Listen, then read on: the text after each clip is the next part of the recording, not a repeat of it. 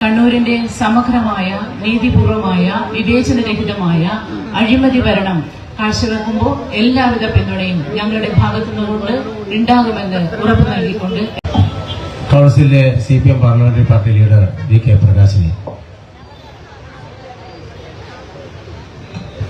ബഹുമാന്യരെ, കണ്ണൂർ കോർപ്പറേഷനിൽ പുതിയതായി തെരഞ്ഞെടുക്കപ്പെട്ട മേയർ ആദരണീയായ അഡ്വക്കേറ്റ് ഇന്ദിരയ്ക്ക് ഇടതുപക്ഷ ജനാധിപത്യ മുന്നണിയുടെയും തെരഞ്ഞെടുക്കപ്പെട്ട പ്രതിനിധികളുടെയും പേരിലുള്ള ആശംസകളും അഭിനന്ദനങ്ങളും അറിയിക്കുകയാണ്.